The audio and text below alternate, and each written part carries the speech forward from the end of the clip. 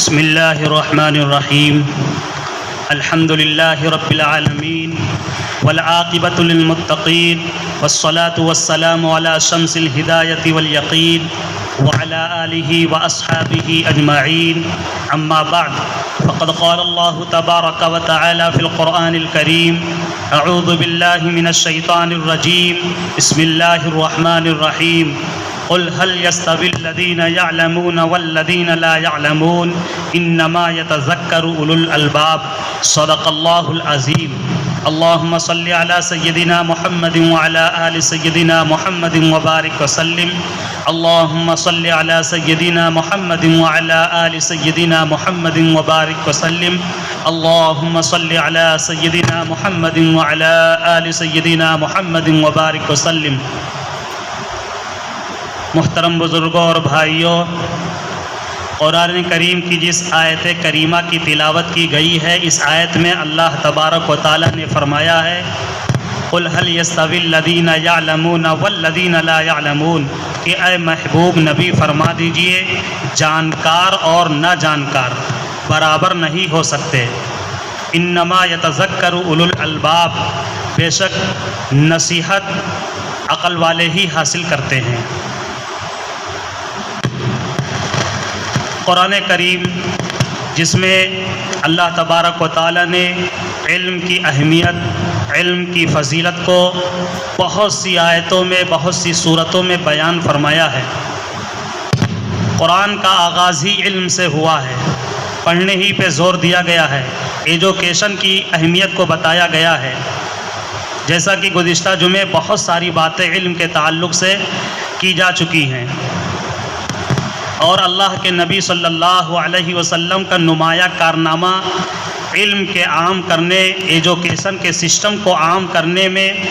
جو بہت ہی جو غیروں نے تسلیم کیا ہے ہمارے محبوب نبی کے اس کارنامے کو گزشتہ جمعے کچھ بیان کیا جا چکا ہے۔ وہ قوم جس کی کتاب یعنی قرآن جو علم کا مخزن ہے، علم کا خزانہ ہے، جس قرآن کے بارے میں کہا گیا ہے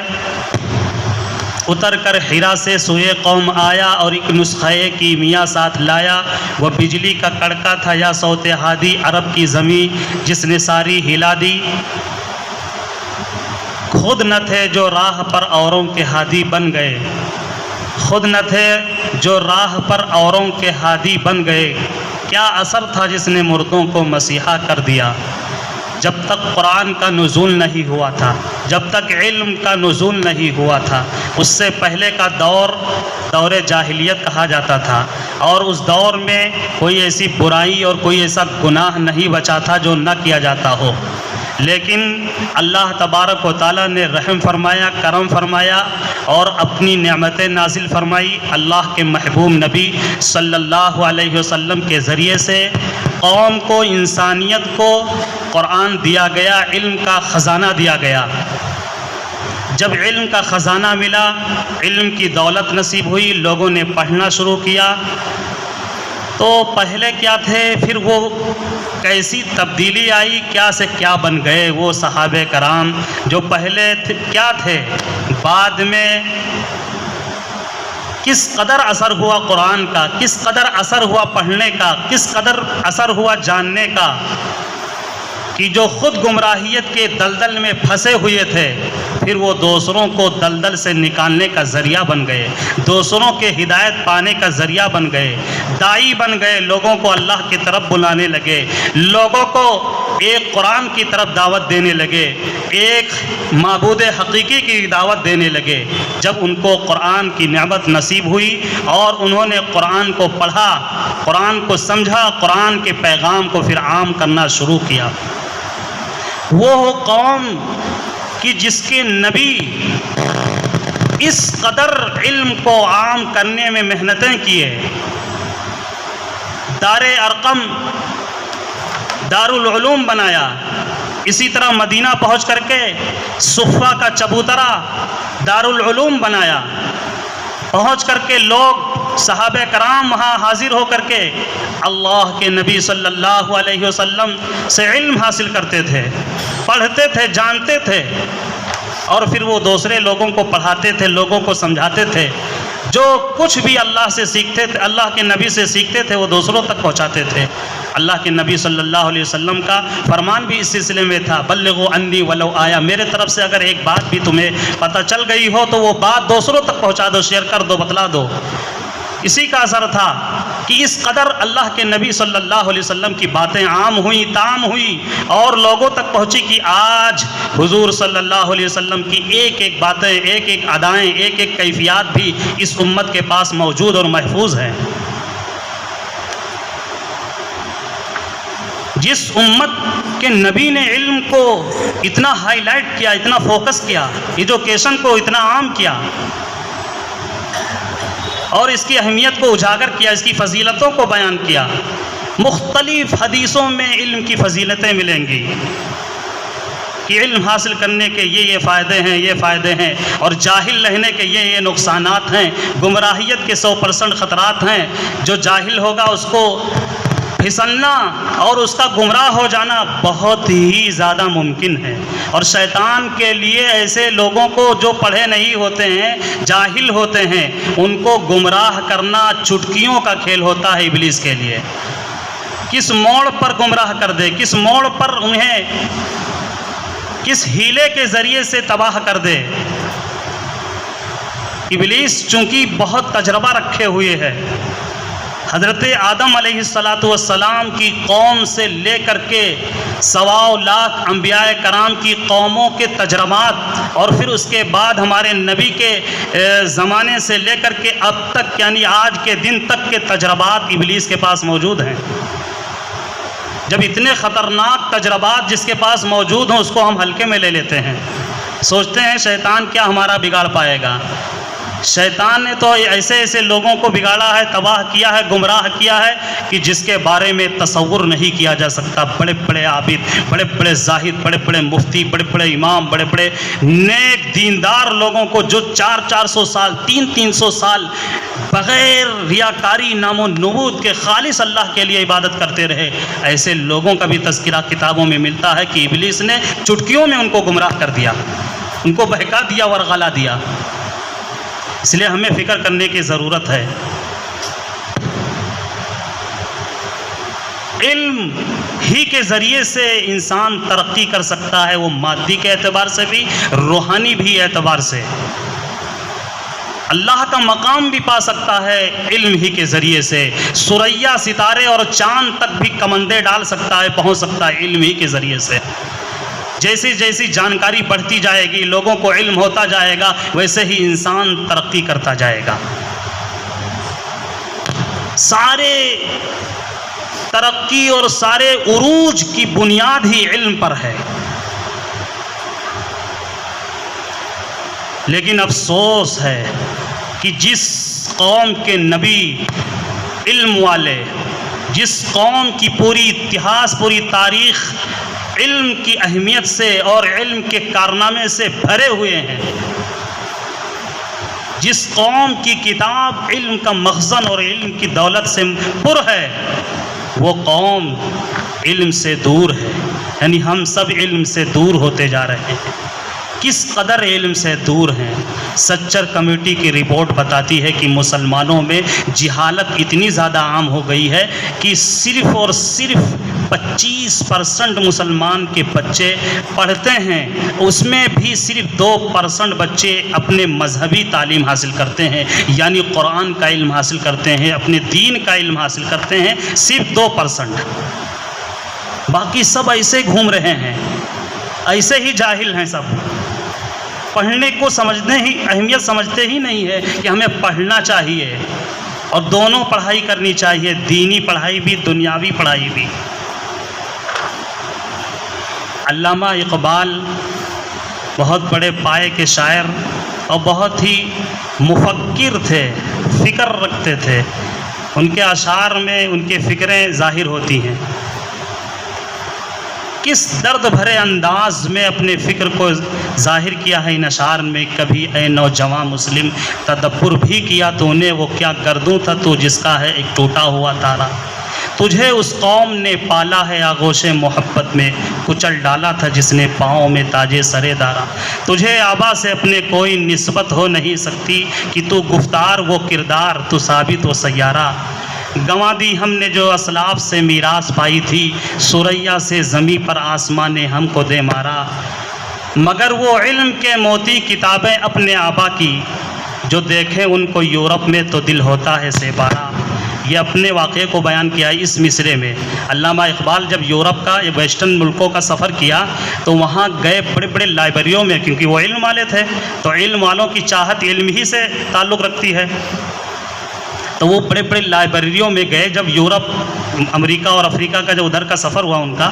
تو وہاں دیکھے کہ یہ ہمارے آبا و اجداد کی کتابیں یہاں ہیں، یہ تو عربی میں کتابیں ہیں اور بہت سارے فن پہ کتابیں ہیں۔ فنون بہت ہوتے ہیں نا، علمی فنون، الگ الگ فن پہ کتابیں موجود ہیں، اور ہمارے آبا و اجداد کی لکھی ہوئی کتابیں۔ تب اس پہ انہوں نے کہا تھا، مگر وہ علم کے موتی کتابیں اپنے آبا کی، جو دیکھیں ان کو یورپ میں تو دل ہوتا ہے سہ پارا۔ کہ ہمیں اپنے آبا و اجداد کے اس قیمتی اثاثے کو سنبھال کر کے ہمیں فائدہ حاصل کرنا چاہیے، ہمیں پڑھنا چاہیے، ہمیں آگے بڑھنا چاہیے۔ ان علمی خزانوں کو، علم کے موتیوں کو تو دوسرے لوگ لے کر چلے گئے، اور وہ اس کی اہمیت کو سمجھتے انہوں نے پڑھنا شروع کیا، آگے بڑھنا شروع کیا۔ آج کے ماحول میں تو بہت ہی زیادہ ضرورت ہے علم حاصل کرنے کی، کہ جب چاروں طرف سے ارتداد کی یلغار ہے، حملے ہیں چاروں طرف سے ارتداد کے، صبح مسلمان، شام غیر مسلمان، اس تیزی کے ساتھ کنورٹ ہو رہے ہیں، اس تیزی کے ساتھ اپنے دھرم کو چھوڑا جا رہا ہے، چاہے نوجوان لڑکے ہوں یا لڑکیاں ہوں۔ آج کے اس پرآشوب ماحول میں تو اور زیادہ اس کی اہمیت بڑھ جاتی ہے کہ ہم زیادہ سے زیادہ علم حاصل کریں، پڑھیں۔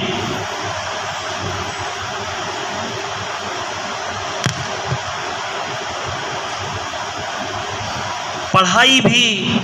اگر ہم کرتے ہیں تو کچھ ایسی پڑھائی کرتے ہیں کہ جس پڑھائی کو ہم صحیح سے پرکھ نہیں پاتے ہیں، ہمارے ماں باپ پرکھ نہیں پاتے ہیں، یا کوشش نہیں کرتے ہیں جاننے کی کہ ہمارے بچے جو پڑھ رہے ہیں اس پڑھنے کا نتیجہ آگے کیا نکل سکتا ہے، یا ابھی کیا نتیجہ ہے۔ کہیں ایسا تو نہیں ابھی کنورٹ ہو جائیں گے، مذہب چھوڑ کے دوسرے مذہب کو اختیار کر لیں گے، اور ہو ہی رہا ہے۔ اس قدر دین اور قرآن اور علم سے دوری اور بیزاری ہے، اور محض ایک کہ اس علم کے ذریعے ہمارا بچہ خوب پیسہ کمائے گا، پیسے کے ATM اور مشین بن جائے گا پڑھ کر کے، اسی علم کس کے لیے دوڑ لگائی جا رہی ہیں، ہم سب دوڑے جا رہے ہیں، بھاگے جا رہے ہیں، اپنے بچوں کو ان کے یہاں پہنچائے جا رہے ہیں، ان کی بارگاہ میں پیش کیے جا رہے ہیں، لیجیے ہمارا بچہ حاضر ہے، ہماری بچی حاضر ہے، ان کو بناؤ ATM مشین بن جائیں، تاکہ بڑے ہو کر کے خوب پیسہ کمائیں، خوب دولت کمائیں۔ یہ ہماری فکریں بن گئی ہیں۔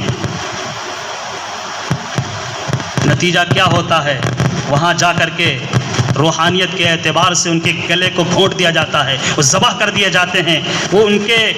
اندر سے جو اسلامی تہذیب، اسلامی تشخص، اسلامک پہچان مٹا دیا جاتا ہے، اور زبردستی مٹایا جاتا ہے، جان بوجھ کر کے مٹایا جاتا ہے۔ اسی مشن کے تحت کانوینٹ اسکول اور تمام آکسفورڈ یونیورسٹیاں سب چل رہی ہیں، ہم جانتے ہوئے بھی اسی طرف ہم اپنے بچوں کو لے جاتے ہیں۔ صرف ایمان کی کمزوری، صرف یقین کی کمزوری، صرف آخرت کی کمزوری، صرف ہم دنیا ہی کو سمجھ رکھے ہیں سب کچھ، یہ دنیا ہی سب کچھ ہے۔ انہی کمزوریوں کی بنیاد پر ہم یہ قدم اٹھاتے ہیں۔ ایک بچے کا واقعہ میں نے کتابوں میں پڑھا، بڑا اثر کیا۔ اس کے ماں باپ باتیں کر رہے تھے گھر میں، اسکول میں بچہ پڑھتا تھا، ماں باپ نے کسی باتوں میں کہا خدا ایک وہی کرنے والا ہے سب کچھ۔ یہ لفظ اس بچے نے جب سنا تو اس نے انگلش میں کہا نو گاڈ از تھری، تین خدا ہیں، ایک خدا نہیں ہے۔ ایک لفظ جو اپنے ماں باپ سے سنا باتوں میں، اپنے ماں باپ کو تنبیہ کیا کہ نہیں ایک خدا نہیں ہے، تین خدا ہے۔ یہ عقیدے کی بربادی، ختم عقیدہ۔ اور یہ اتنی اہم بات اور اہم چیز ہے، اہم پہلو ہے کہ انبیاء کرام جیسے مقدس ہستیاں جو اللہ کے مقرب بندے ہوتے ہیں، اللہ کے چہیتے ہوتے ہیں، اللہ سے سب سے زیادہ قریبی ہوتے ہیں انبیاء کرام، انہوں نے اس تعلق سے اپنی فکر کا اظہار کیا اور دعائیں مانگی اللہ تبارک و تعالیٰ کی بارگاہ میں۔ حضرت ابراہیم علیہ السلام کی دعا ہے وَجْنُبْنِي وَبَنِيَّ أَن نَّعْبُدَ الْأَصْنَامَ، کہ اے میرے خدا مجھے بچا لیجئے اور میری اولاد کو بھی بچا لیجئے بتوں کی پرستش سے۔ حضرت یوسف علیہ السلام دعا مانگ رہے ہیں توفنی مسلم والحقنی بالصالحین، کہ میری وفات ہو اسلام کی حالت میں ہمارا مرنا ہو اور میرا حشر ہو صالحین کے ساتھ۔ حضرت یعقوب علیہ السلام اپنی اولاد کو اکٹھا کر کے مرنے سے پہلے پوچھ رہے ہیں اپنے بچوں سے اپنی اولاد سے ما تعبدون من بعدی، کہ میرے مر جانے کے بعد، میرے اس دنیا سے جانے کے بعد تم لوگ کس کی عبادت کرو گے؟ لیکن پیغمبر کی اولاد انہوں نے فوراً جواب دیا قالوا نعبد الہک و الہ آبائک ابراہیم و اسماعیل و اسحاق، کہ اپنے آبا و اجداد ابراہیم، آپ کو اسماعیل اور اسحاق، ان کو ابراہیم اور اسماعیل اور اسحاق اپنے آبا و اجداد کو جس مذہب پر، جس دھرم پر، جس دین پر ہم نے پایا ہے اسی اعتبار سے ہم زندگی گزاریں گے، انہی کی عبادت کریں گے۔ خلاصہ کائنات محسن انسانیت سرکار مدینہ حضرت محمد مصطفیٰ صلی اللہ علیہ وسلم جو لوگوں کو ایمان پر چلانے کے لیے، ایمان پر لانے کے لیے، اللہ کے در پر لوگوں کو جھکانے کے لیے پوری زندگی وقف کیے، اور جن کے ذریعے سے لوگوں کو ایمان کی روشنی نصیب ہوئی، جن کے ذریعے سے، جن کی محنتوں سے لوگ ہدایت یافتہ ہوئے، ہدایت پائے، وہ خود کیا دعا مانگ رہے ہیں؟ یہ امت کو ہم سب کو سکھانے کی غرض ہے۔ دعا مانگ رہے ہیں یا مقلب القلوب ثبت قلبی علی دینک، یہ محبوب نبی کی بہت ہی زیادہ مانگی جانے والی دعا ہے، یعنی تقریباً ہر دعا میں اللہ کے نبی صلی اللہ علیہ وسلم یہ دعا مانگتے تھے، ہمیں بھی مانگنا چاہیے۔ آج سے شروع کریں کہ یہ دعا ہم ضرور مانگیں، اپنی دعاؤں میں اس کو شامل ضرور کریں۔ مختصر سی دعا ہے یا مقلب القلوب ثبت قلبی علی دینک، اے دلوں کو پھیرنے والے میرے دل کو جما دیجئے دین اسلام پر، ثبت قلبی علی دینک، اپنے دین پر یعنی دین اسلام پر ہمارے دل کو جما دیجئے، پھٹکنے نہ پائیں، پھسلنے نہ پائیں، گمراہ نہ ہونے پائیں۔ گمراہیت سے اللہ تبارک و تعالیٰ سے بچنے کی دعا مانگی جا رہی ہے، انبیاء کرام دعا مانگ رہے ہیں۔ امام بخاری رحمۃ اللہ علیہ، بخاری شریف جو قرآن کے بعد سب سے زیادہ صحیح ترین کتاب ہے، اس میں ایک باب قائم کرتے ہیں امام بخاری رحمۃ اللہ علیہ، باب خوف المؤمن من ان يحبط عمله وهو لا يشعر، خوف المؤمن من ان يحبط عمله وهو لا يشعر، کہ ایمان والوں کو ڈرنا چاہیے اس بات سے کہ کوئی ایسا گناہ یا ایسا کوئی ایسی حرکت کر جائے کہ جس کی وجہ سے اس کا ایمان سلب ہو جائے، اس کا ایمان ختم ہو جائے، اس بات سے ڈرنا چاہیے۔ یہ باب حضرت امام بخاری رحمۃ اللہ علیہ نے بخاری شریف میں قائم کیا ہے، اور اس کے تحت حدیثیں لائی ہیں کہ کیسے کیسے لوگ گمراہ ہو جاتے ہیں، کن کن باتوں سے وہ ایمان سے نکل جاتے ہیں، ایمان کے دائرے سے الگ ہو جاتے ہیں، جانے میں انجانے میں منہ سے کوئی ایسی بات کہہ دیے اللہ رسول کے تعلق سے، دین اسلام کے تعلق سے، فرائض کے تعلق سے، ان باتوں کے کہہ دینے کی وجہ سے، منہ سے نکال دینے کی وجہ سے ایمان ختم ہو جاتا ہے۔ اس لیے حضرت حکیم الامت نے لکھا کہ جیسے لوگ نواقض وضو سیکھتے ہیں کہ کن چیزوں سے وضو ٹوٹ جاتا ہے، ایسے ہی نواقض ایمان بھی سیکھنا چاہیے کہ کن چیزوں سے ہمارا ایمان ٹوٹ جاتا ہے۔ کن افعال سے، کن اعمال سے، کن باتوں سے ہمارا ایمان سلب ہو جاتا ہے، ان کو بھی جاننے کی ضرورت ہے، ان کو بھی سیکھنے کی ضرورت ہے، تاکہ ہم گمراہیت سے بچ سکیں، اپنے آپ کو ہم گمراہیت سے بچا سکیں۔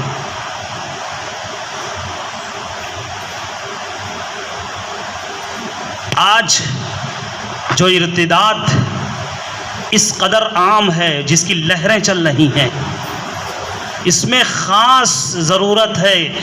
کہ اپنے مذہب کی تعلیم عام ہو، اور خاص علم کے ساتھ ساتھ تربیت پر زیادہ توجہ دی جائے، اور تربیت اس کا تعلق ماں باپ سے ہے کہ اب ماں باپ سمجھیں کہ ہم اپنی اولاد کی تربیت کس طرح سے کریں، کون کون سی چیزوں سے ہم بچائیں، کہ جن چیزوں کے کرنے کی وجہ سے ہماری اولاد برباد ہو رہی ہے، تباہ ہو رہی ہے۔ تعلیم اگر ہم اسکولوں اور کالجوں میں اپنی اولاد کو ہم دلا رہے ہیں تو ہم جانچتے رہے، پرکھتے رہے، دیکھتے رہیں کہیں اس کا نتیجہ خطرناک سامنے تو نہیں آ رہا ہے، کہیں آگے چل کر کے مرتد تو نہیں ہو جائیں گے، اپنے مذہب کو چھوڑ تو نہیں دیں گے۔ تیزی کے ساتھ ہو رہے ہیں، اس وجہ سے کہا جا رہا ہے جانچتے رہے۔ اور سب سے زیادہ ضرورت ہے کہ ہم اگر اسکولوں میں اپنے بچوں کو ہم پڑھا رہے ہیں، وہ بھی علم ضروری ہے، وہ مقصد، وہ ضرورت زندگی ہے، دنیا کی زندگی کے لیے وہ ضروری ہے وہ علم حاصل کرنا۔ لیکن اگر اسکول میں بچوں کو پڑھا رہے ہیں، کالجز میں پڑھا رہے ہیں، تو ہم ان کو اپنے مذہب کی تعلیم کس ترتیب سے دے سکتے ہیں، کس طرح سے پڑھا سکتے ہیں، کس طرح سے ان کی تربیت ہو سکتی، اس کی ترتیب ضرور بنائیں۔ گھروں میں اگر تعلیمی سسٹم کوئی بنا سکتے ہیں تو گھروں میں تعلیمی سسٹم بنائیں، گھر کی تعلیم کو عام کریں، گھر میں دین کی اور جو ضروری دینی تعلیم ہے اس کو ہم ضرور بچوں کو سکھائیں، پڑھائیں۔ یا جو ہمارے محلے میں مدرسے ہیں، جو مکاتب چل رہے ہیں، یہ بالکل روح ہیں، بہت ہی زیادہ ضروری ہے۔ ان بچوں کو جو اسکولوں کالجوں میں پڑھنے جاتے ہیں، اپنے بچوں کو اس ترتیب سے، کہ جس ترتیب سے وہ شام میں آتے ہیں اسکول سے فارغ ہو کر کے پڑھ کر کے جب آتے ہیں، تو اس ترتیب سے ان کی وہ پڑھنے کا سسٹم بنائیں کہ ہمارے بچے پھر مدرسے میں جائیں، مکتب میں جائیں پڑھنے کے لیے۔ اس کو یوں ہی نہ سمجھیں کہ اس کی کوئی ضرورت نہیں ہے۔ آج حال یہ ہے کہ ہم میں سے کتنے لوگوں کا قرآن 10 سورت بھی ہے صحیح ادائیگی کے ساتھ نہیں پڑھا جاتا ہے، 10 سورت بھی،